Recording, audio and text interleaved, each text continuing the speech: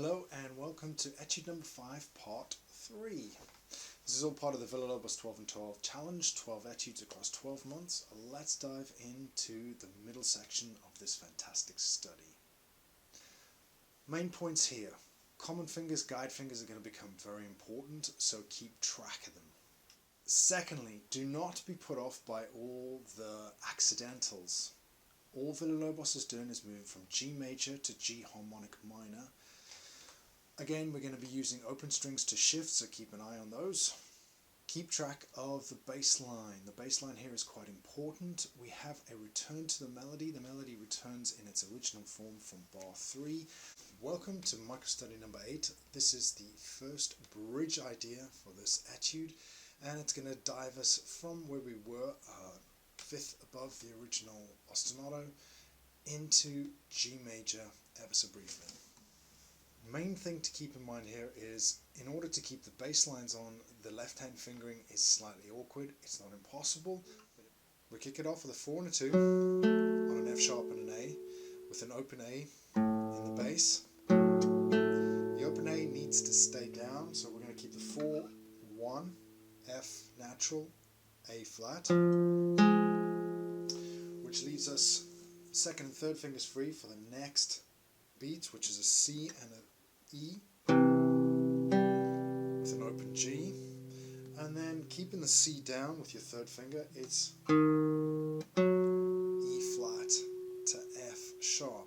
Alrighty, next bar. So we've left it here in an E flat to F sharp, third finger's free with a G in the bass and an open D.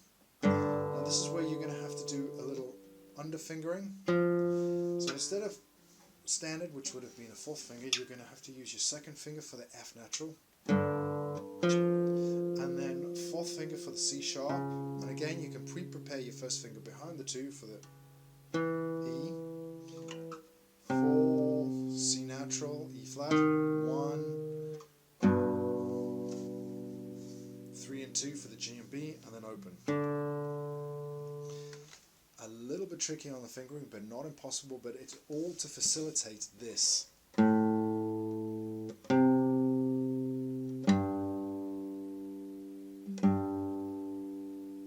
That bass line is the most important bit of this section.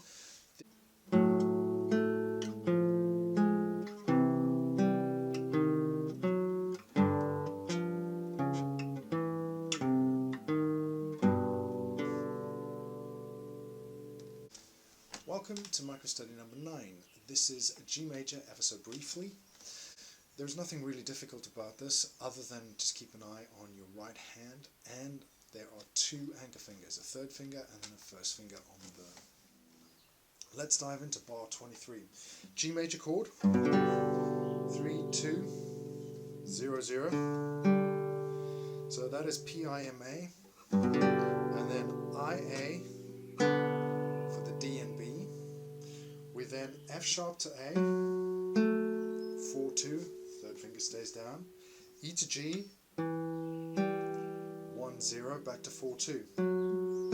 So here we have the original ostinato riff, but with an F sharp signifying the G major. Then that repeats.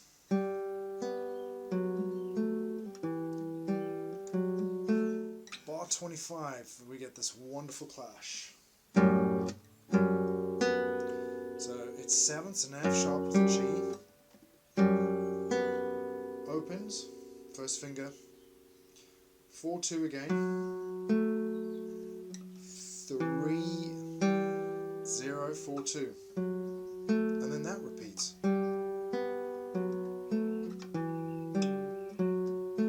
All the while trying to keep that F sharp on, just to give it a little bit of that unease.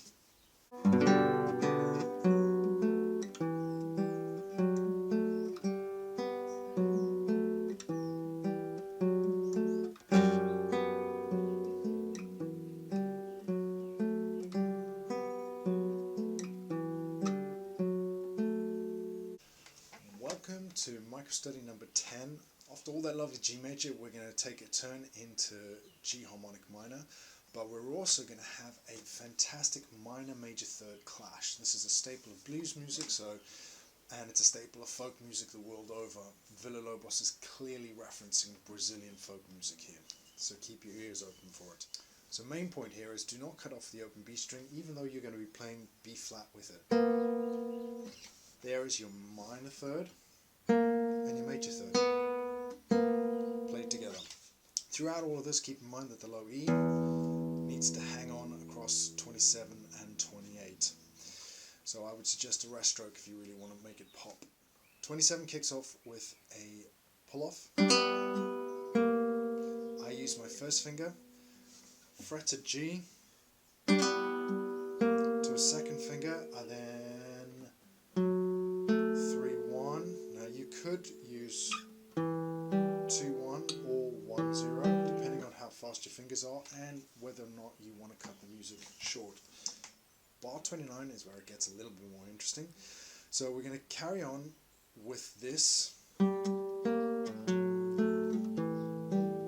harmonic minor ostinato, but we then get the original melody coming back in. Here we go. So the fingering is open B and a G fretted, B flat, second finger. Fourth finger slides down to the F sharp, first finger slides down to the C. Second finger on an A. Then we have, your second finger is going to have to bounce up to an E, there's nothing forward. 3 and 2 for the E, D, open, and first finger, so your first finger stays on as a guide, and then fourth finger back again for the F sharp, second for A, and then fourth finger slides back up to fretted G. And then we're back into the ostinato riff with nothing else. It requires a little bit of concentration, but this is not impossible. So let's take a look at micro study number 10, nice and slowly.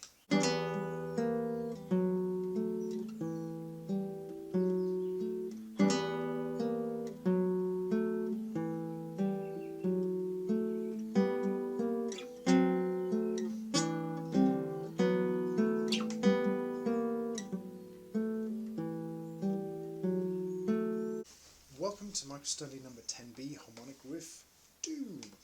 So this is a slightly longer one and it starts at bar 31. So your main development here is in the bass line.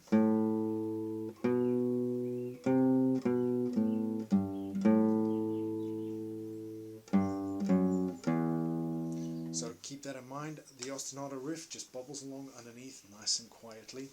There is some half hinge bars here to keep in mind that'll make it easier, and we're cutting down on the open strings.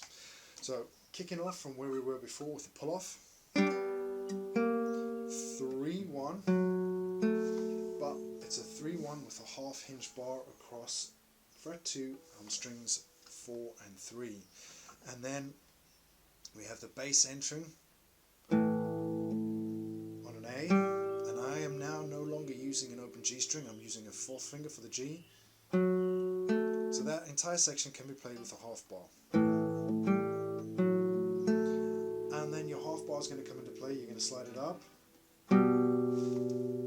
First finger on a B natural, fourth finger on a G, and then we have that clash again. There's that B flat, 3-1. Half bar comes off for 2-1 for the E and C. Open strings, and then half bar comes back down for the B, F and A, and then back to fourth finger and a G. Now instead of a second finger on the B flat, we're going to change fingering here for a first finger, because looking ahead we need a G and an F sharp, so it's 2 and 3, and then your first finger is just going to move down 1 fret to the A, and then we're back to half hinge for open A with an E to G, and then F, sharp and A. Your low A stays on across the bar into 34, and then it's 4, 2, 3, 1. Now again, another half hinge here because I'm looking ahead, so the F sharp to A, I am putting it, pre-preparing it so that the E is down as well, and then I need a 2 and 1. With the fourth finger onto the G, so it's G, second finger, E, first finger to a fourth finger on the octave G again, and then full bar, second fret.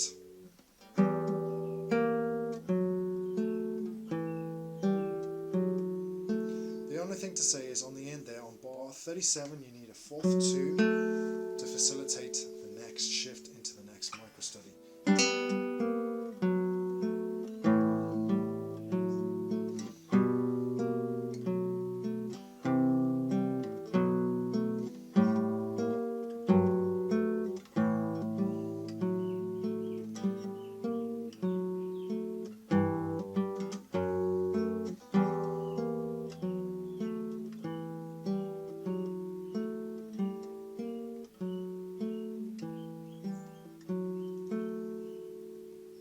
Welcome to microstudy 11, 3-part texture.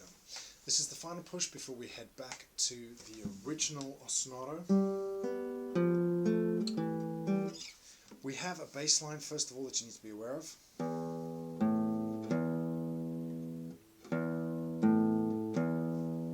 That's the first thing. We then have a static melody, which then moves up a tone. And then underneath that all again we still have this. So let's take a look at the fingering here. We are back to open strings. So it's an open E, B and the C.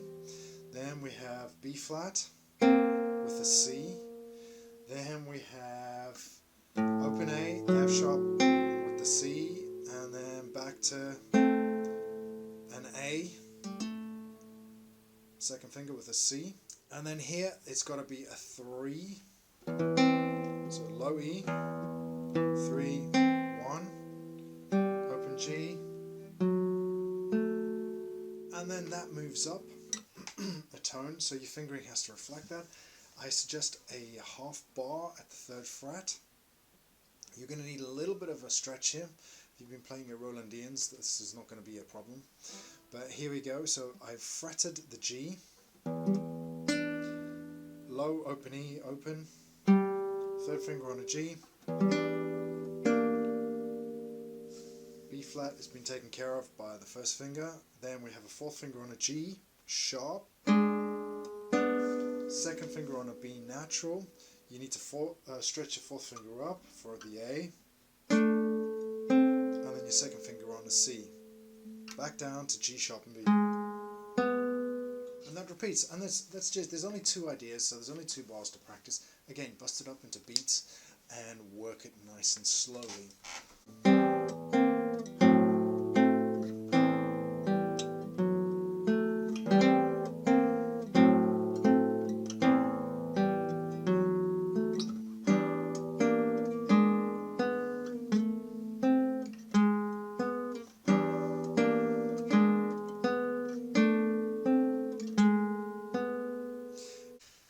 Okay, thank you very much for staying until the end. That has been Etude number 5, part 3. This is all part of the Villa-Lobos 12 and 12 challenge. It's a community-led effort, so please dive in, get involved, comment, find me on Instagram, find me on Facebook. There are quite a few people involved now, and we're all working together to demystify and get this fantastic music out there.